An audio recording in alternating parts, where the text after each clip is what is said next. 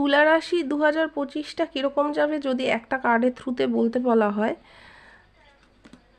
দেখুন আপনাদের যারা আর কি লাভার্স কার্ডটা এসছে, যারা আর কি প্রেমিক প্রেমিকা আছেন তাদের জন্য খুব ভালো কার্ড। রিলেশনশিপের দিকটা খুব ভালো যাবে।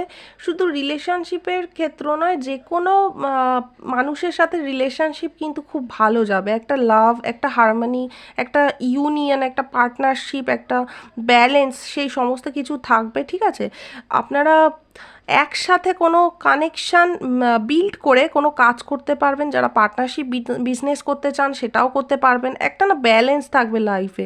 আপনারা দুটো মানুষ মিলে কোনো কাজ কিন্তু করতে দেখা যাবে। আপনাদের কিন্তু ঈশ্বরের আশীর্বাদ থাকবে যদি এগোতে চান রিলেশনশিপ নিয়ে। আপনাদের ভালোবাসা, বন্ডিং, ইউনিয়ন কিন্তু খুব স্ট্রং হবে।